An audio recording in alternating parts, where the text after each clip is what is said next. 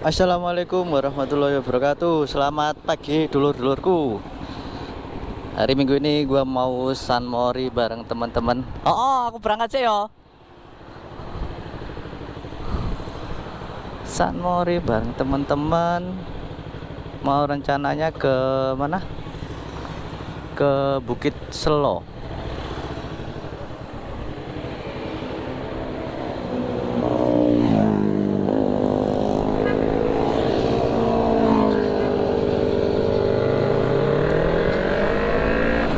Touring bareng teman-teman kantor ke Bukit Selo, Ganjik Selo. Nih gua bareng ketua NMAX yang gua pernah ceritain di studio sebelumnya, di video sebelumnya. Kita riding San Mori ke Bukit Selo Boyolali. Katanya view-nya juga bagus. Dan gua penasaran juga.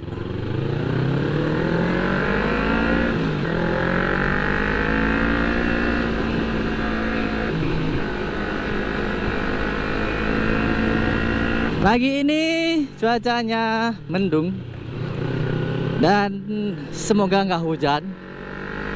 Cuaca mendung gini sejuk daerah sini, daerah Solo itu seru pokoknya. Gokil, anjay. Anjay, kalau sama klub motor tuh beda. Yang udah lama di klub motor.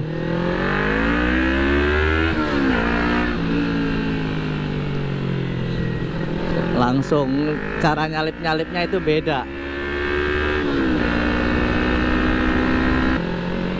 Ini gua touring ada 5 orang, wah 5 orang. Jadi 4 motor di sini baru ini.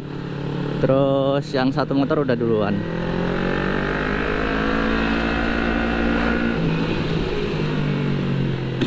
Gua itu ngerintis soalnya sudah lama vakum klub touring bareng dari kantor gua. Ini gua mau coba mulai untuk bangunkan lagi, udah lama tidur.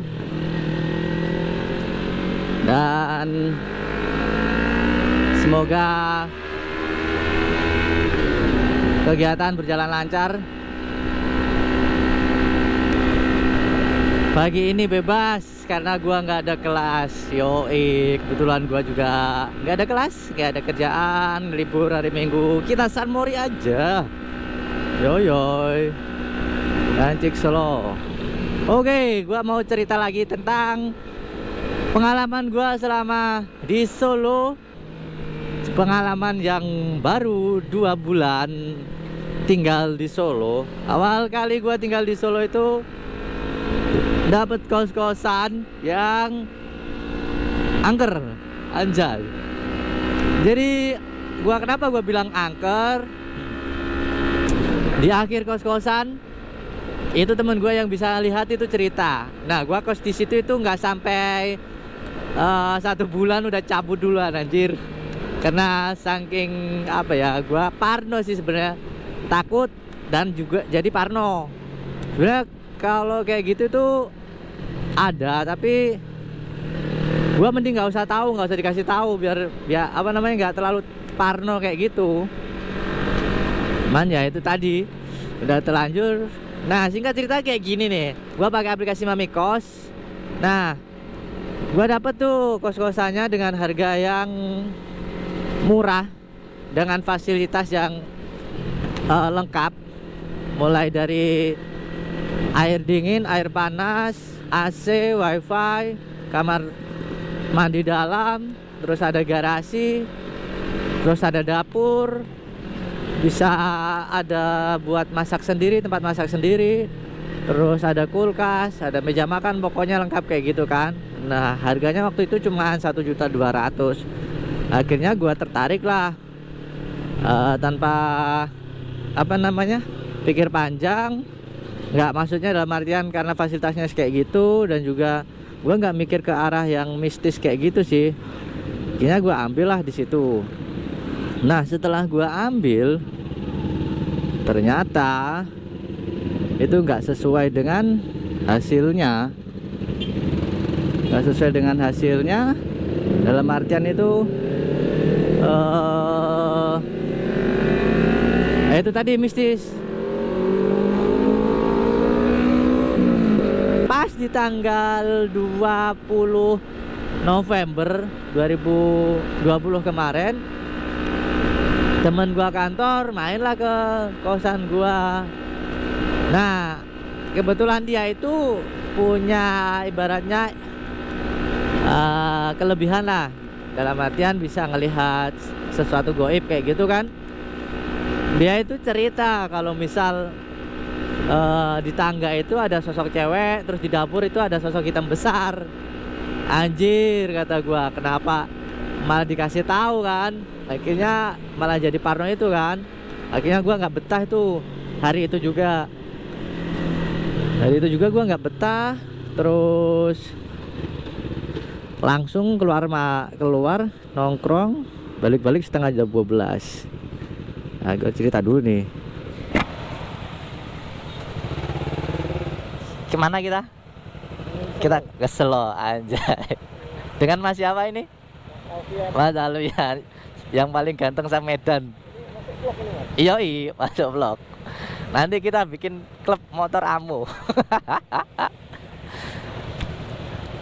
Klub seneng-seneng. Yoi, ayo beli Sena.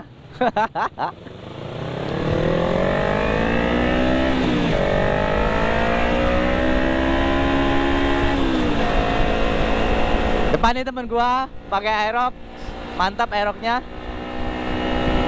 Nah ini temen gua yang baru beli Aerox, gua saranin pakai spion Jalu,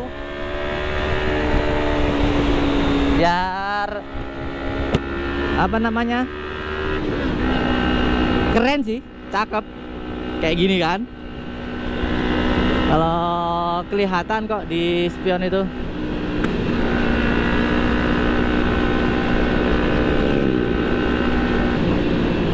Oke, balik lagi ke cerita yang tadi. Nah, sempat keputus kan. Nah, terus apa namanya, kejadian yang dari panci jatuh itu, oke, gue berpikir positif lagi. Aduh, lampu merah lagi deh.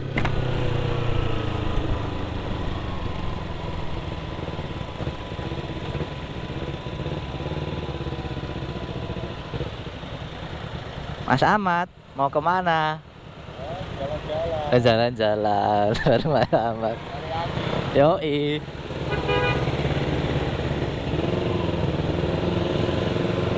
Ada apa itu? Oh, ada kereta.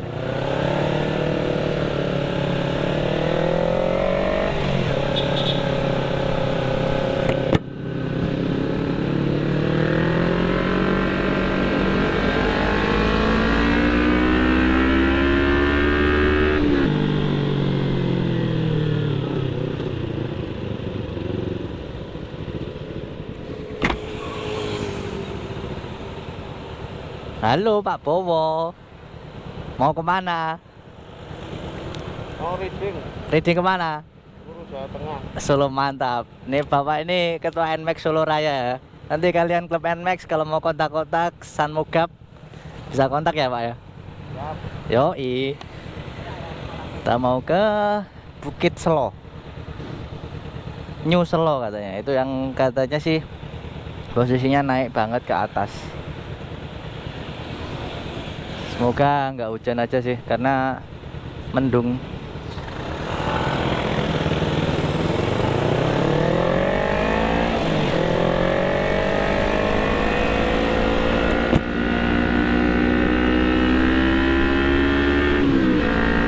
Ngomong-ngomong kota Boyolali, Boyolali itu salah satu kota penghasil susu terbesar di Indonesia. Banyak patung ikonik berhubungan dengan susu. Si pengelola kos bilang kalau di sini sudah ada 3 yang ngekos atau penghuninya sudah ada 3, 2 cowok 1 cewek. Nah ceritanya itu kosnya itu 2 lantai kan. Di lantai 2 itu yang cowok kerja di Telkom, kalau yang cewek katanya si bapaknya pulangnya malam terus. Cuman bapaknya nggak tahu kerjanya bagi apa kan.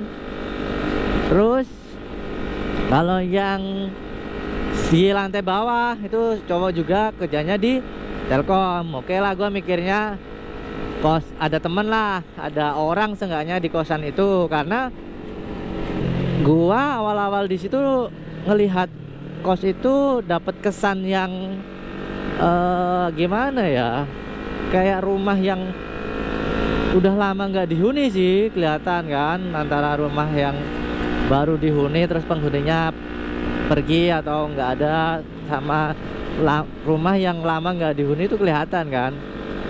Oke, gua habis itu nggak mikir aneh-aneh. Nah, di minggu pertama gua tidurnya larut terus, selalu di atas jam 12 waktu awal-awal di Solo itu. Di minggu pertama itu gerbang kosan itu bunyi terus, gerbangnya itu kuncinya, gemboknya lah, bunyinya kelontang kelontang kelontang. Nah itu bunyi jam 12 malam. Gua tengok nggak ada siapa-siapa di, kan kebetulan kamar gua ngadep langsung ke garasi. Nah dari situ kelihatan juga gerbang kosan kan. Nah itu nggak ada orang kan, nggak ada siapa-siapa, cuman bunyi. Oke, masa maling, gua bilang gitu kan. Akhirnya gua standby lah sampai jam 1 dan itu masih bunyi. Akhirnya gua tinggal tidur. Setelah beberapa hari dari kejadian itu, gua ngelapor lah ke pengelola kos kalau itu apa, pernah kejadian gerbang kininya bunyi kayak gitu. Si pengelola kos, si bapaknya bilang, oh enggak mas, itu orang yang ronda di daerah perumahan situ. Oh gitu pak, bukan maling, bukan. Terus gue tanya kan, CCTV-nya aktif gak pak? Aktif kok, gitu kan. Nah oke, gue akhirnya nggak negatif thinking lagi kan. Terus di minggu kedua kejadian lagi, panci dari rak itu tiba-tiba jatuh sendiri. Dan itu jam 12 malam. Kan gokil, jam 12 malam nggak ada apa-apa, tiba-tiba panci jatuh sendiri. Akhirnya gue samperin. Lisan gue itu bilang, wah paling cuman angin. Tapi dari hati gue bilang, kalian jangan ganggu, gue bilang gitu kan. Buat ya cara mensugesti diri sendiri supaya tetap berpikiran positif kan. Habis itu gua nggak betah. Habis maghrib gua ngikut ke kontrakan dia karena kebetulan ada apa namanya, kuliah online. Nah gua cerita waktu sampai kontrakan masnya, kalau tangan kanan gua rasanya berat mas, ya bilang gitu kan. Iya ham, dia bilang tengkuk gua ini juga berat kayak gitu. Ini ada yang ngikutin kita.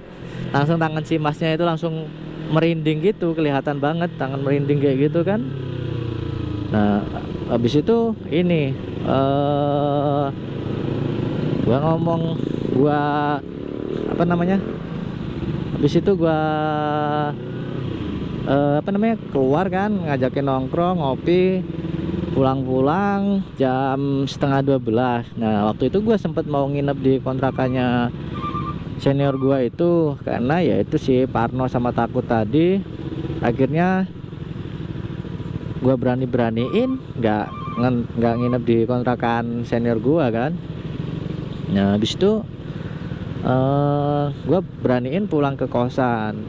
Nah waktu di kosan gue baru mau masuk rumah, motor gue kan kebetulan gue masukin rumah, nggak gue taruh garasi kan, kayak gitu kan. Nah habis itu gue buka gerbang, gue masukin, sebelum masukin motor gue salam dulu, assalamualaikum lah. Tiba-tiba di dalam itu ada suara, entah itu ngebanting sesuatu atau mukul sesuatu. Suaranya kenceng banget, duak kayak gitu kan. Anjir, gua langsung merinding asli itu, dari ujung kaki sampai kepala gemeteran gua, gokil kan anjir. Aduh, gua beraniin kan. Habis itu gua baca aja sholawat terus itu sampai masuk kamar. Langsung gua ini nyetel apa namanya, nyalain YouTube, ngaji-ngaji Al-Quran kayak gitu. Saking itu tadi parno kan. Nah, gua sengaja standby juga sampai jam 1, nggak ada kejadian aneh-aneh. Gua tinggal tidur. Habis itu esokan paginya gua penasaran suara apa semalam itu kan. Gua coba naik ke lantai 2. Nah, gua coba naik ke lantai 2 itu, tiba-tiba pintu balkon yang biasanya terbuka itu tertutup dan nggak bisa dibuka. Anehnya itu pintu nggak kekunci kayak gitu, tapi nggak bisa dibuka. Kan anjir kata gua. Terus habis itu gua makin gak betah. Selang 2 hari itu langsung selang sehari langsung gua pindah kosan. Nah, ternyata setelah gua tanya-tanya, kebetulan security di kantor gua juga punya ilmu spiritual kayak gitu. Apa yang diceritain sama senior gua tadi, teman kantor itu sama dengan apa yang diceritain security. Nah, yang jahil itu katanya yang si cewek itu, dia itu mau nunjukin ke eksistensi dia di situ kan, kayak gitu kan. Nah, kayak gitulah. Sebelumnya gua sebelum pindah ke Solo itu sudah dipesenin sama atasan gua yang di Jakarta. Kalau di Solo itu masih kental akan dengan yaitu sesuatu yang wingit atau mistis lah kayak gitu. Cuman ya gua tetap mikir positif itu aja sih. Dan ternyata langsung gua alami sendiri ketika di Solo. Aduh, tapi seru kok di Solo itu, enak.